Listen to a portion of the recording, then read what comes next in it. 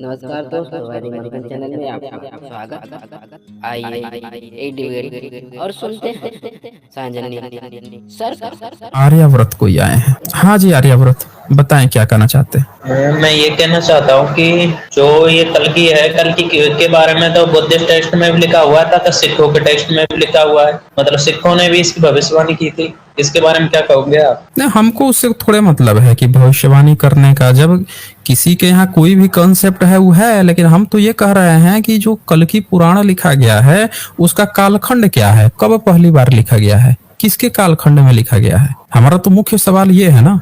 तो वैसे सही कह रहे थे, इसका टाइम डिफाइन नहीं कर सकते हम। क्यों नहीं कर सकते हैं भाई?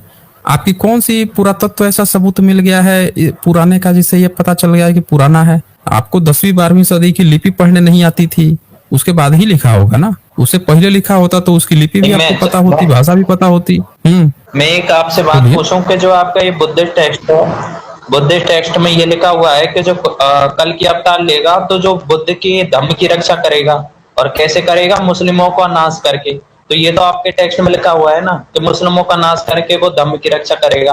फिर ये भी तो आपने लिखा है ना। कहाँ लिखा है? कहाँ लिखा है? कहाँ लिखा है? बताइए जरा हमें, कहाँ लिखा है? वो किताब कालचक्र तंत्र का में, कालचक्र तंत्र का दिखाइए आप हमें, कहाँ लिखा है कि मुस्लिमों को मार के खत्म करेगा। हम ठीक है, दिखाता हूँ। दिखाइए, देख लेते हैं भाई। आज इनकी पूरी कहानी देख लेते हैं और इनकी भी कल्कि पुराण देख लेते हैं कि इन्होंने भारत में बौद्धों को मारने के लिए क्यों किताब लिखी। जब भारत पे इस्लाम का खतरा था, इस्लाम आके भारत को कर रहा था। ये भविष्य पुराण में अकबर को ब्राह्मण शंकराचार्य के गोत्र का बना रहे हैं, दरबारी बन रहे हैं, अल्लाह उपनिषद लिख रहे हैं, और उस समय जो है बौद्धों को खतरा बता रहे हैं।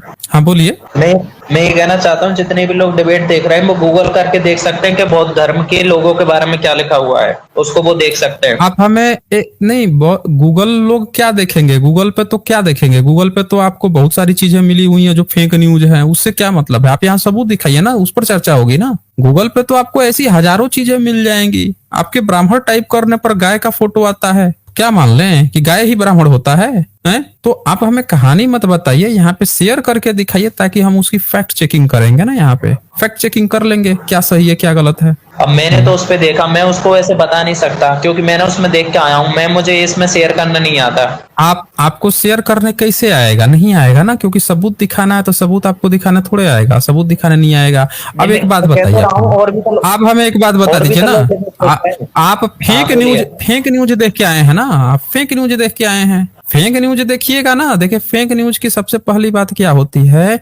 फेक न्यूज से जब सबूत मांगा जाता है तो बहाना बनाएगा, फिर कहेगा हमको शेयर करने नहीं आता, फिर कहेगा आप यहाँ पे दिखा दीजिए, वेबसाइट डाल दीजिए। कौन सी वेबसाइट पे आपको मिल गया है भाई? कौन सी ऑथेंटिक पीडीएफ या उसकी किताब मिल गई है आपको जिसमें बता दिया गया है? ये दिखा दीजिए।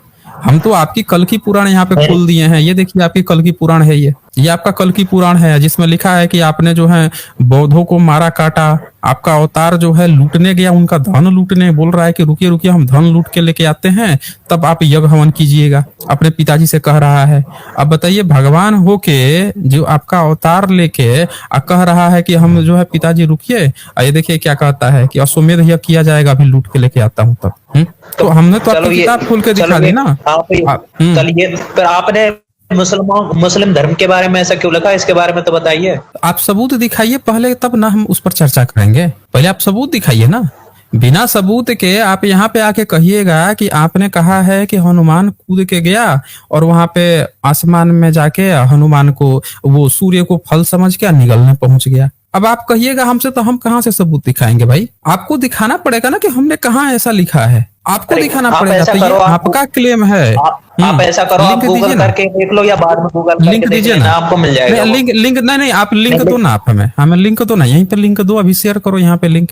कौन सा लिंक है जो आपको ये दे दिया है? तो सुन लिया आप लोगों ने इनकी कहानी। ये आर्याव्रत हैं और ये आर्याव्रत बता रहे हैं कि उसकी कोई लिंक नहीं है, बस ऐसे खोल लो, हवा में बातें कर रहे हैं। बताइए, ये इनका हाल है। ये सबूत मांगते ही ऐसी बातें कर रहे हैं। आप ये क्या हैं? आप वो हैं आर्य समाजी हैं? आप बोलिए क्यों? बताएं भाई, आर्याव्रत कहाँ गई है? आर्याव्रत आप आर्य समाजी हैं? हाँ बताइए, आर्य समाजी है। तो आर्य समाजी जो है, ये बताइए कि आप दयानंद सरस्वती की बातों से एग्री करते हैं? हाँ बिल्कुल। अच्छा, बिल्कुल एग्री करते हैं। सुन लिया आप लोगों ने, बिल्कुल एग्री करते हैं। आइए ये बताइए जरा, ये आपकी किताब खोलता हूँ, बताइए कितना एग्री करते हैं। ये किताब खुली है आपकी सत्यार्थ प्रकाश की, सत्यार्थ प्रकाश है ये। इसमें एक हाईलाइट किया है कि क्वेश्चन, इसको पढ़ के जरा सुनाएंगे क्या लिखा है? हाँ जी, एक बार पढ़ के जरा सुनाएंगे। एक अर्थ 96 करोड़ कई लाख और कई सहस्त्र वर्ष जगत की उत्पत्ति और वेद के प्रकाश होने में हुए। इसका स्पष्ट व्याख्यान मेरी बनाई भूमिका में लिखा है, देख लीजिए।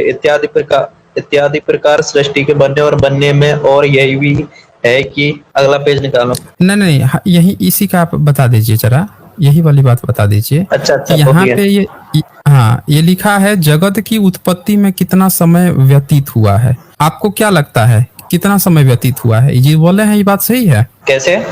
जगत की उत्पत्ति में कितना समय व्यतीत हुआ है? तो कहते हैं वेदों के प्रकाश होने में 1 अरब 96 करोड़ कई लाख कई सहस्त्र वर्ष पहले जो है आपके वेद आ गए हैं, ये कह रहा है। तो हम आपसे पूछ रहे हैं कि आप इससे अच्छा, बिल्कुल सही बात कर रहे हैं। वेद क्या चीज है जो 1 अरब 96, वेद क्या है कि जो 1 अरब 96 करोड़ साल पहले आ गया है? क्यों, वो ज्ञान है। वो तो ज्ञान तो मिटता थोड़ी है, एनर्जी की तरह, ये कभी बदलती नहीं है, ऐसी रहती है। कहाँ पे रहता है ये ज्ञान? कहाँ पे रहता है? ब्रह्मांड जो रहता है। अच्छा, ब्रह्मांड में घूमते रहता है। अच्छा, तो ब्रह्मांड में कैसे? मान लीजिए कि इंसान होगा तभी ना इंसान के बारे में वो किताब में लिखा जाएगा, या बिना इंसान हुए ही अपने आप घूमते रहेगा? हाँ बोलिए। इंसान होगा तभी ना इंसान के बारे में उस किताब में लिखा होगा, या इंसान के बिना पैदा हुए ही उसमें ये चीज लिखी हुई होगी? अरे ये तो ज्ञान है ना, ज्ञान तो उसमें से। अब ये किसने लिखा है आपको भी नहीं पता ना? ये देवताओं के द्वारा लिखा गया है। अब इसमें क्या है? अच्छा, ये देवताओं के द्वारा लिखा गया है? हाँ। आपने कहा कि देवताओं के द्वारा लिखा गया है। अच्छा जी, बताइए। ये देवताओं के द्वारा लिखा गया है, ठीक है। तो देवताओं के द्वारा लिखा गया है तो एक झलक देख लेते हैं हम लोग। वेद जो है देवताओं के द्वारा लिखा गया है, तो हम एक झलक देख लेते हैं। चूंकि ये आर्य समाजी हैं, तो हम आर्य समाज के इनके दयानंद सरस्वती की ही किताब से खोल के दिखाएंगे कि ये देवताओं के द्वारा लिखा गया है। यजुर्वेद को हम दिखाते हैं। नहीं, एग्जैक्ट वेद होना चाहिए। मैं नहीं मानता और किसी को फर्जी को। ये देखिए, एक मिनट रुक जाइए। आप ऐसे हवाई मत भागिए। ये है ऋग्वेदादि भाष्य भूमिका। ये दयानंद सरस्वती जो थे, उन्होंने क्या लिखा था कि चूंकि इन्होंने सारे वेदों का अलग अलग से अनुवाद नहीं कर पाए थे, तो इन्होंने एक किताब लिखी ऋग्वेदादि भाष्य भूमिका, और उसमें उन्होंने ऋग्वेद से लेके यजुर्वेद से जितने भी वेद में जो मिसकंसेप्शन इनको लगता था, उसको उन्होंने बड़ा अच्छे से डिफाइन किया। अब इस किताब में इन्होंने एक चैप्टर लिखा नियोग के बारे में, क्योंकि नियोग के बारे में लोगों को मिसकंसेप्शन था, तो पूरा एक चैप्टर में इन्होंने अच्छे से नियोग को समझा दिया। अब ये किताब जो है देख लीजिए सब लोग, महर्षि दयानंद सरस्वती का है।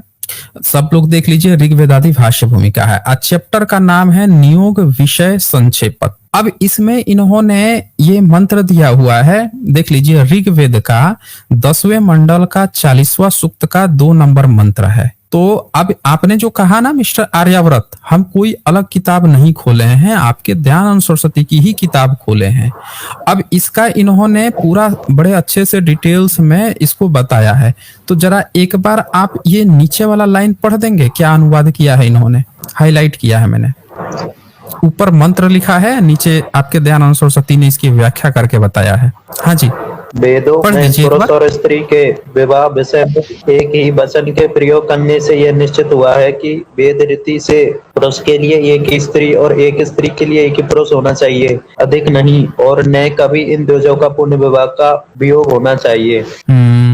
अब बताइए कि एक व्यक्ति के लिए एक ही स्त्री होनी चाहिए और उनका पुनर्विवाह नहीं होना चाहिए।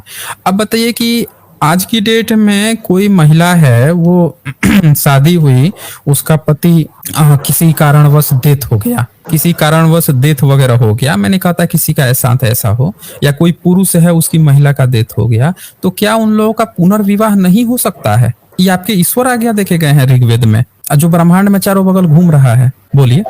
अच्छा, जो 1 अरब 96 करोड़ साल से घूम रहा था। हाँ।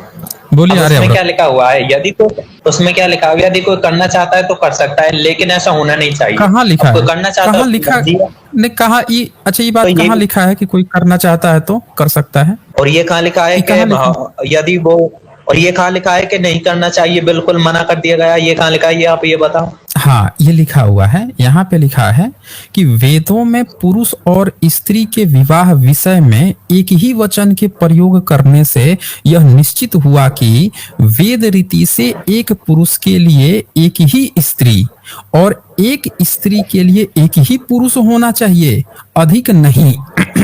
और न कभी इन द्विजों का पुनर्विवाह या वियोग होना चाहिए। यहाँ पे साफ साफ लिख दिया, न कभी इन द्विजों का।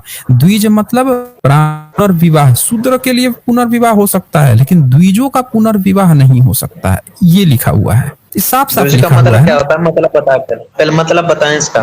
अब बताइए कि आज की डेट में कोई महिला या पुरुष जो है, अगर किसी कारणवश अगर कोई गलत घटना हो जाती है तो जो नहीं होनी चाहिए, तो क्या वो पुनर्विवाह नहीं कर सकते हैं? बोलिए। पहले आप द्विज का मतलब बताइए, द्विज का मतलब क्या होता है? अच्छा, द्विज का आपको मतलब क्या लगता है, बताइए। क्या होता है? बोल दीजिए, आप ही बता दीजिए क्या होता है द्विज का मतलब। भाई मुझे नहीं पता, तभी तो पूछ रहा हूँ मैं आपसे, आप बताइए ना। हमने आपको द्विज बता दिया है जिनका उपनयन संस्कार होता है। वैसे द्विज शब्द तो कहाँ से लिया गया है वो एक अलग मुद्दा है, लेकिन आपके ब्राह्मण संप्रदाय में द्विज जो है जनरली कहीं से भी लिया गया है, हमको उससे नहीं मतलब है। अभी हम टॉपिक पर जो बात कर रहे हैं, हम भागने थोड़े देंगे आपको। आपको क्या लगता है इधर उधर बात करके आप टॉपिक से भाग जाएंगे? हम नहीं भागने देंगे ना। यहाँ ये मायने नहीं रखता है। हमने आपको बता दिया कि आपके ब्राह्मण संप्रदाय में द्विज जो है ब्राह्मण क्षत्रिय वैश्य को कहा जाता है। तो यहाँ पे द्विज जो है, आपको अगर लगता है कि कुछ और मतलब है तो वो आप अपना बता दीजिए, हमने तो बता दिया। बोलिए। उन्होंने ऐसा कभी नहीं कहा कि दोबारा विवाह नहीं कर सकती, उन्होंने कुछ पर्टिकुलर उसमें कंडीशन रखी है। कहाँ रखी है जरा दिखाइएगा, वो इसमें कहाँ पे उन्होंने कोई कंडीशन रखी है? यहाँ तो साफ साफ लिख दिए हैं कि और न कभी इन द्विजों का पुनर्विवाह या वियोग होना चाहिए। यहाँ तो साफ साफ लिख दिया है इन्होंने कि कभी होना ही नहीं चाहिए। और एक ये भी लिख दिया कि एक पुरुष के लिए एक स्त्री, एक स्त्री के लिए एक ही पुरुष होना चाहिए, और न कभी इन द्विजों का पुनर्विवाह होना चाहिए। पहले आप मेरी बात सुनिए, आप इस द्विज का मतलब नहीं निकाल पा रहे हैं, इसलिए आप सही जगह पर नहीं पहुंच रहे हैं। तो आप बता दीजिए ना, अगर हम नहीं निकाल पा रहे हैं तो आप बता दीजिए, सही कर दीजिए, बताइए क्या मतलब है द्विज का? द्विज का जो सही अर्थ है वो आप नहीं निकाल पा रहे हैं, इसलिए आप बता दीजिए ना। आप मतलब आप देखें, ये भागने वाला जो है ना पलायनवादी, एक मिनट, ये पलायनवादिता यहाँ पे नहीं चलती है। आर्य समाज जो भगोड़ापन है ना आर्य समाज का, हम लोग अच्छी तरह से जानते हैं। आपका यहाँ उत्तर पहले आपने कहा कहाँ लिखा है, हमने आपको दिखा दिया कहाँ लिखा है। अब आप क्या कह रहे हैं कि द्विज का मतलब हम ही नहीं बता पा रहे हैं। अरे जब अगर आप यहाँ पब्लिक को बता दीजिए कि द्विज का मतलब क्या होता है, तब ना पब्लिक सही बताएगी कि द्विज का मतलब मैं सही बोल रहा हूँ कि आप सही बोल रहे हैं। आप ही बता दीजिए। यहाँ मूल मुद्दा क्या है कि आपके यहाँ पुनर्जन्म की बात नहीं लिखी है। आपको नहीं पता है तो ये कहिए ना सीधे सीधे आर्यव्रत कि आपको नहीं पता है। काहे जबरदस्ती जो है झूठ बोल रहे हैं? हम आपको दिखाते हैं ना, आपको आगे। आपको नहीं पता है तो ये कहिए कि आपको नहीं पता है, काहे जबरदस्ती दूसरे को बोल रहे हैं? अब ये देखिए, आगे हम इनको ले चलते हैं इसी में आगे। ये पढ़िए, अब ये निरुक्त का 3:15 दयानंद सरस्वती इसका एक्सपेंड करके आगे बताते हैं। अब ये पढ़िए तो जरा, यहाँ पे क्या लिखा है हिंदी वाला इसका? किधर लिखा है, नहीं मिल रहा। जैसे विधवा स्त्री, जैसे, अरे ऊपर से भाई संस्कृत में लिखा है। हाँ, ऊपर संस्कृत में लिखा है, आपको नहीं दिख रहा है? फेसबुक ऐसा बदल नहीं, हाँ नहीं दिख रहा। कमाल हो गया भाई, नहीं दिख रहा है। मैं दोबारा शेयर कर देता हूँ, दोबारा करिए। अब देखिए तो अभी तो रेड आ रहा है, ऊपर से आपका साइन आ रहा है, इसमें साइन आ रहा है, रेड आ रहा है। भैया आप लोगों को भी नहीं दिख रहा है क्या मेरा स्क्रीन? एक मिनट आप यहीं बने रहिएगा, मैं इसको सही करता हूँ। साथियों, ये स्क्रीन शेयर दिख रहा है क्या? एक बार अब आप लोग बताइए, स्क्रीन शेयर अगर आप लोगों को आ रहा है क्या? लोगो आ रहा है सर? नो नहीं। अच्छा हाँ, आ गया, स्क्रीन शेयर आ गया। अब दिख रहा है स्क्रीन शेयर? हाँ जी आर्यव्रत, हाँ अब दिख रहा है। हाँ आप पढ़िए तो जरा पढ़िए, पढ़ लीजिए, आपको पता चलना था ना द्विज का मतलब क्या होता है। तो द्विज का मतलब यहाँ लिखा हुआ है, एक बार पढ़ लीजिए ना, आपके दयानंद सरस्वती बताए हैं। हमारे बात को तो आप गलत बोल रहे थे ना कि आपको द्विज का मतलब नहीं पता है। पढ़िए। जैसे विधवा स्त्री देवर के साथ संतान उत्पन्न कर सकती है, वैसे तुम भी किया करो। विधवा का जो दूसरा पति होता कर है सकती नहीं है। देखें आर्यव्रत, आप काहे गलत पढ़ते हैं। यहाँ कहीं नहीं लिखा है कर सकती है, यहाँ लिखा है जैसे विधवा स्त्री देवर के साथ संतानोत्पत्ति करती है, संतानोत्पत्ति करती है।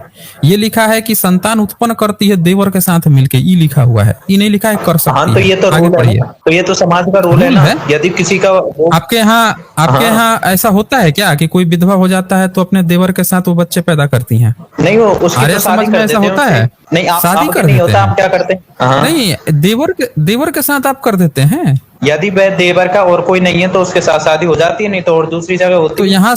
यहाँ तो शादी की बात ही नहीं लिखी है भाई, आप पढ़िए ना आगे। अब भाई तो उसने आगे पढ़िए। शादी की बात नहीं लिखी, तो इसमें मैं क्या अरे करूं? भाई इसने, हाँ तो हम तो वही बोल रहे हैं, आपके यहाँ तो दूसरा विवाह ही नहीं करना है, शादी की बात नहीं लिखी ना, संतान उत्पन्न करने की बात लिखी है। पढ़िए ना आगे, आप आगे पढ़िए जरा। तुम भी और क्या है, विधवा का जो दूसरा पति होता है उसको देवर कहते हैं।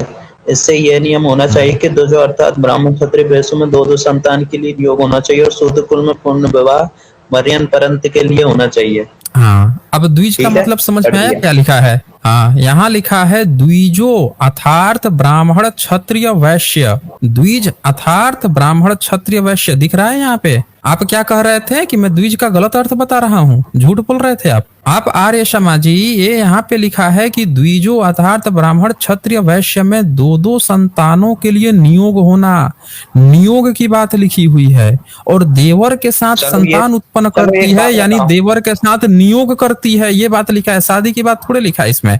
और यहाँ पे ये भी लिखा है कि शूद्र कुल में पुनर्विवाह, शूद्र जो होते हैं उनके यहाँ पुनर्विवाह शुरू से ही रहा है, उनके यहाँ पुनः शादी विवाह हो जाता है। आपके यहाँ नियोग होता है भाई, आपके यहाँ शादी की बात ही नहीं है, दोबारा शादी की। अब इससे भी पढ़ी, अब ये बताइए। हाँ, देख लीजिए आर्य समाजी की हंसी सुना आप लोगों ने? असल सच्चाई देख के इनकी हंसी आ गई। ब्राह्मण है आप क्यों आर्यव्रत? भाई आप कितना मोड़ते हो उसको, मतलब बात को कहीं से कहीं ले जाते हो। तो आप हमें बता दीजिए इसमें जो लिखा है वो गलत कैसे है, बता दीजिए क्या हमने मोड़ दिया है इसमें। अब आपने अपनी बात को दिया, मेरी बात को बताइए आप। नहीं, एक मिनट, भागने थोड़े दूंगा मैं आपको, भागने नहीं दूंगा ना, यहाँ रख के आपको यहाँ पे बताना पड़ेगा ना। अभी आप हंस रहे थे कि हमने मोड़ दिया इसको, अब आपको बताना पड़ेगा कि यहाँ पे क्या मोड़ दिया गया, यहाँ पे क्या लिखा हुआ है, बताइए जरा। उसमें लिखा हुआ है यदि किसी का मतलब कोई किसी स्त्री का यदि पति का देहांत हो जाता है, और यदि उसका कोई छोटा भाई होता है जो जिसकी शादी नहीं हुई हो, तो वह उससे शादी कर सकती है। बस नहीं लिखा है कहीं शादी की बात, यहाँ शादी की बात ही नहीं लिखी है। लिखा है, अरे कहीं यहाँ पे शादी की बात नहीं लिखी है। एक मिनट आर्यव्रत, झूठ बोलते शर्म नहीं आती, झूठ बोलते शर्म नहीं आती यहाँ पे। इसके पहले वाला में सब लोग देख लीजिए, साफ साफ यहाँ पे लिखा हुआ था कि एक स्त्री के लिए एक पुरुष, एक पुरुष के लिए एक स्त्री, और इन द्विजों का पुनर्विवाह कभी नहीं होना चाहिए। पुनर्विवाह या वियोग कभी, वियोग मतलब अलग होना, यानी वो तलाक भी नहीं ले सकती हैं, और पुनर्विवाह दोबारा इनका विवाह नहीं हो सकता, ये बात लिखी थी। फिर आगे उसको एक्सपेंड करके यहाँ पे क्या लिखता है कि विधवा स्त्री देवर के साथ संतानोत्पत्ति करती है। ये कह रहा है कि जो देवर होता है उसके घर का ही, उसके भाई जो होगा, उसके पति का जो भाई होगा, उसके साथ संतान उत्पन्न करेगी।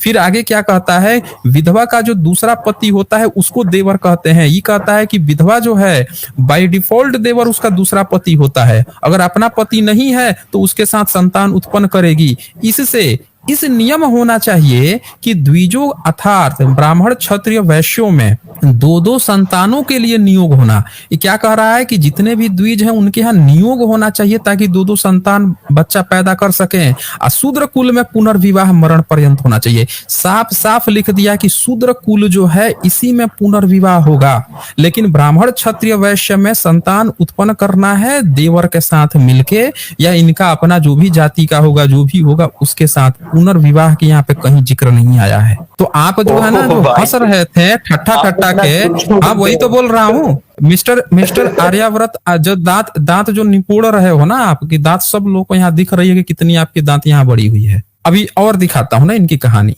ये सब लोग देखिए बुरी तरह से एक्सपोज हो चुके हैं ये, और एक्सपोज होने के बाद से अभी इनका जो है अभी बुरी तरह से एक्सपोज हो गए ना, सब लोग देख चुके हैं ना, सब लोग देख लिए क्या लिखा था, क्या बता रहे थे। अभी ये देखिए, ये इनका एक और दिखाता हूं, ऋग्वेद का।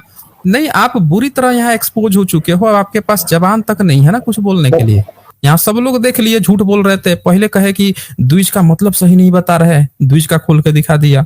फिर जो है वहां साफ साफ लिखा था कि जो द्विज है वो सिर्फ नियोग करके बच्चा पैदा करेगा, और सिर्फ शूद्र जो है वो पुनर्विवाह करेगा, ये भी लिखा हुआ था वहां पे। लेकिन आप दांत निपोड़ रहे थे, सब लोग देखे बुरी तरह एक्सपोज।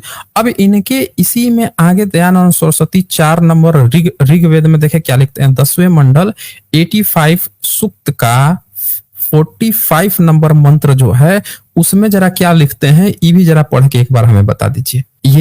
ये हिंदी अनुवाद है, ठीक है, ये इनका हिंदी अनुवाद है।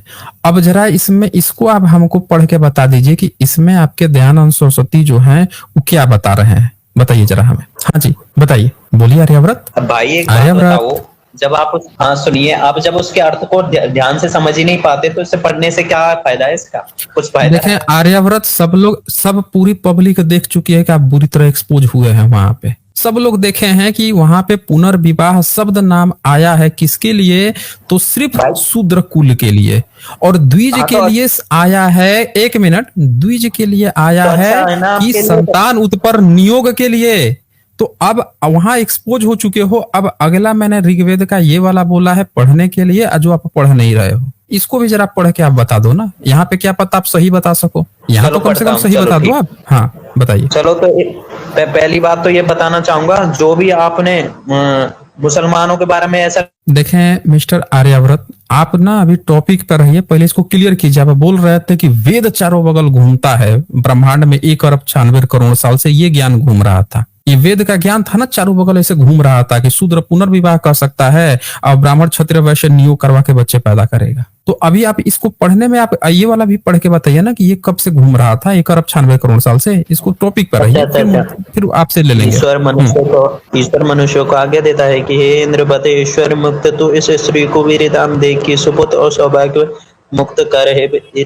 दास्य पुत्रान भी है, पुरुष के प्रति वेद की यह आज्ञा है कि विवाहित नियोजित स्त्री में 10 संतान पर्यंत उत्पन्न कर, अधिक नहीं।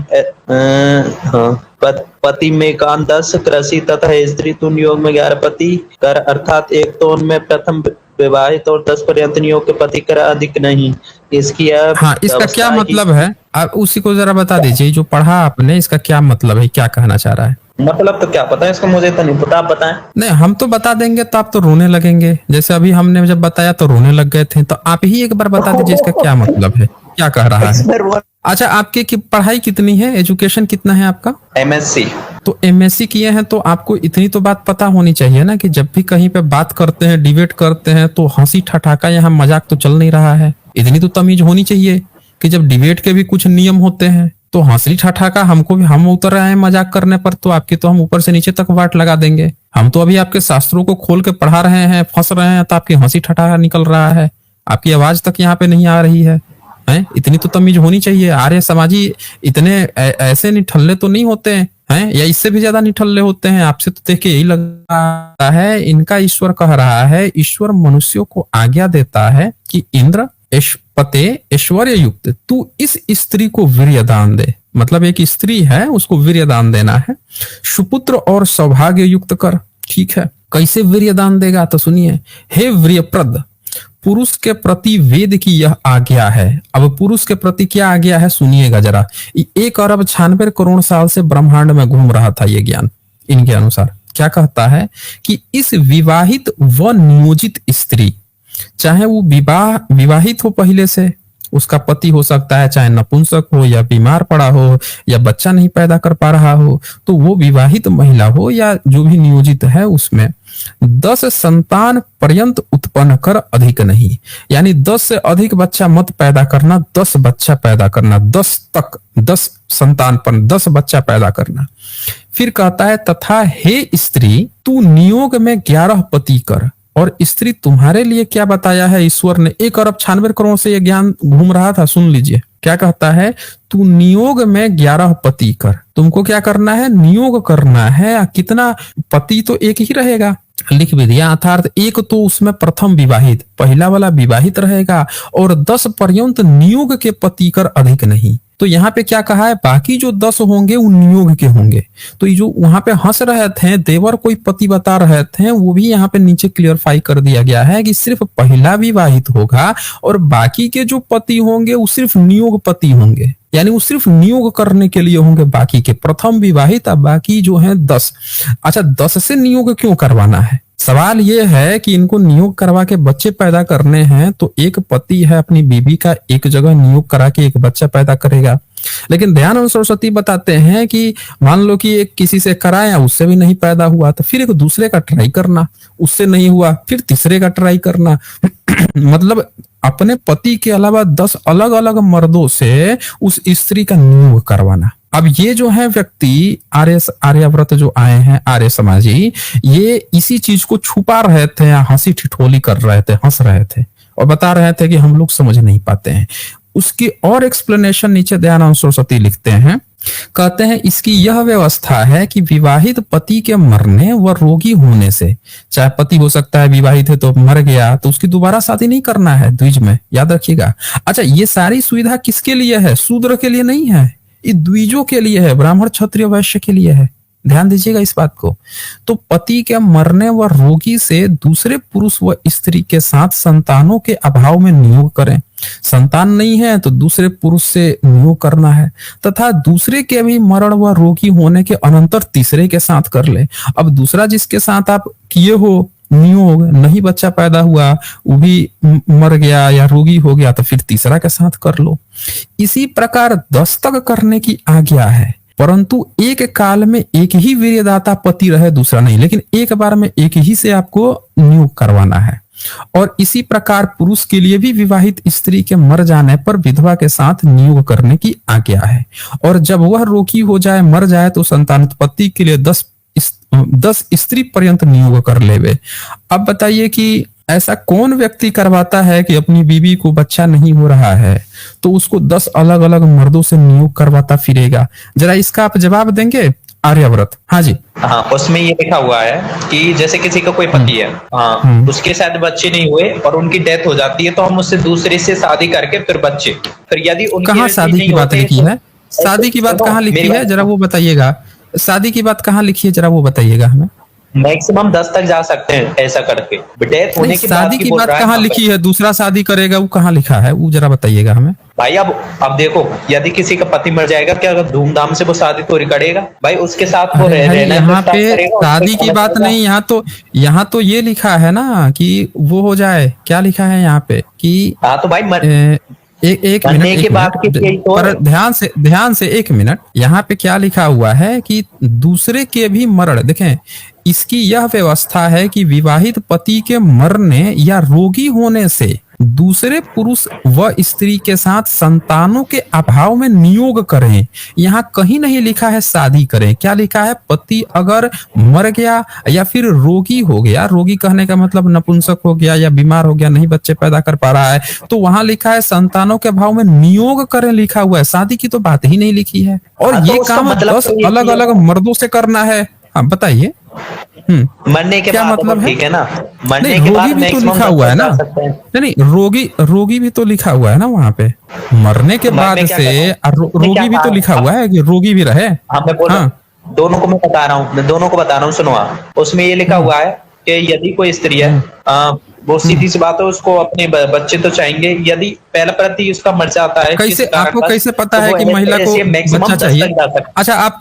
अच्छा, आपको कैसे पता है कि एक महिला जो है उसका पति मर गया तो उसको बच्चा ही चाहिए? ये आपको कैसे पता है? और भाई उसने कंडीशन रखी है, यदि कोई चाहता है तो कंडीशन रखी है ना उसने, कंडीशन ही तो है इसमें। अरे भाई इच्छा की बात यहाँ पे एक मिनट, इच्छा की बात क्या मतलब है भाई? आप उसका शादी की विवाह पुनर्विवाह क्यों नहीं करवा रहे हो? आप इच्छा की क्या बात होती है भाई? कोई भी महिला जो है उसका यहाँ पे ये लिखा है मरने व रोगी होने से, किसी का पति रोगी हो गया है तो वो दूसरे पुरुष के साथ नियोग करवा ले। और ये काम आपने किसको किया? द्विजों को, ब्राह्मण क्षत्रिय वैश्यों को दिया है। शूद्र पर तो आपका अधिकार ही नहीं चलता, खैर तो इनको दे रखा है। आप बताइए इनका पुनर्विवाह आप क्यों नहीं करवा सकते हैं? और आपके यहाँ ये प्रैक्टिस होती है कि कोई महिला विधवा हो गई तो उसको आप लोग 10 अलग अलग मर्दों से नियोग करवाते हो? ये प्रैक्टिस चलती है? बता दीजिए आप हमें। नहीं, आप यहाँ थियरी में एक मिनट, यहाँ थियरी में आप इतना जस्टिफाई कर रहे हो कि भाई 10 अलग अलग तरह से करवा सकते हैं, कोई विधवा हो गई,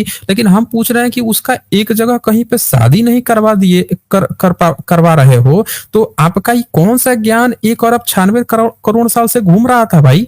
बताइए जरा आप हमें, क्या ये प्रैक्टिस अभी भी करते हो आप? नहीं, आप बोल रहे हो आपको एक्सपीरियंस होगा, आप बता रहे हो ना। नहीं, हम लोग शूद्र कुल में ना, आपके गुरुजी बोल गए हैं ना ऊपर, देख लीजिए ना, शूद्रों के बारे में तो ये बड़ा अच्छे से लिख के गए हैं, ये देख लीजिए ना यहाँ बोल तो भाई आप एक रहे हो मिनट, ना, अरे उस भाई चीज को बोल तो डिफाइन आप कर रहे हो ना, डिफेंड आप कर रहे हो। आपके गुरुजी बोल के गए हैं कि यहाँ पे शूद्र कुल जो है उसमें नहीं होगा, ये सिर्फ जो है द्विजों के लिए है। देखिए यहाँ पे क्या लिखे हैं, द्विजो, इससे यह नियम होना चाहिए कि द्विजो अर्थात ब्राह्मण क्षत्रिय वैश्यों में 2-2 संतानों के लिए नियोग होना और शूद्र कुल में पुनर्विवाह मरण पर्यंत के लिए होना चाहिए। आपके गुरुजी लिख के गए हैं कि शूद्र कुल में पुनर्विवाह हो जाएगा, लेकिन ब्राह्मण क्षत्रिय वैश्य जो द्विज हैं उनमें ही नियोग होगा। ये आपके गुरुजी लिख के गए हैं, तो हम लोगों पे ये नियम नहीं लागू होता ना। आप डिफेंड कर रहे हो तो आप पे लागू होता होगा, आप पे तो ये लागू होता होगा ना फिर। अच्छा, हम नहीं समझ पाए हैं, नहीं तो समझाइए ना जरा, अगर नहीं समझ पाए हैं तो जरा समझाइए हमें, समझाइए जरा, नहीं समझ पाए हैं तो। यदि किसी के पति का देहांत हो जाता है तो वह उसके साथ रह सकती है, उसको उसका पति ही माना जाएगा समाज के अनुसार। कहाँ लिखा है कि उसके साथ रह सकती है? ये कहाँ लिखा हुआ है कि उसके साथ रह सकती है? ये देखिए यहाँ पे तो ये 10 मर्द क्या क्या चक्कर है फिर? ये जो नीचे लिखा हुआ है कि इसकी यह व्यवस्था है कि विवाहित पति के मरने व रोगी होने से दूसरे पुरुष या स्त्री के साथ संतानों के भाव में नियोग करें। विवाह की तो बात ही नहीं लिखी है। फिर आगे क्या लिखता है, दूसरे के भी मरण व रोगी होने, ये देखिए भाग गया, ये आर्य समाजी भाग गया। ये देख लीजिए सब लोग, ये आर्य समाजी जो है भाग खड़े हुए, ये आए थे यहाँ पे ज्ञान देने के लिए कि 1 अरब 96 करोड़ साल से ये ज्ञान विज्ञान ना पूरे दुनिया आसमान में घूम रहा था। ये मतलब ये आर्य समाजी जो है फर्जी में व्हाट्सएप गपोड़ पढ़ के आया था कहाँ पे कि मुसलमानों के लिए, इसके लिए, उसके लिए, क्या हिंदू मुसलमान के लिए, और ये बता रहा था दयानंद सरस्वती जो है 1 अरब 96 करोड़ साल पहले का ज्ञान विज्ञान पुरुष ईश्वर के द्वारा दिया हुआ ज्ञान आसमान में घूम रहा है। किताब खुल गई ईश्वर का दिया हुआ ज्ञान, तो देखिए भाग खड़ा हुआ, यहाँ पे आए हैं गपोड़ गाथा करने के लिए। किताब खुली बस तुरंत 9-2-11 हो गए। इसी पे जो है कहानी गढ़ने आ जाते हैं कि 1 अरब 96 इंसान नहीं हुआ है, ब्रह्मांड में घूम रहा है ज्ञान कि जो है द्विज जो है वो नियोग करेगा और ये शूद्र जो है ये करेगा वो करेगा। आज बस इतना है, फिर मिलेंगे अगली वीडियो में अगले जानकारी के साथ। तब तक के लिए नमस्कार।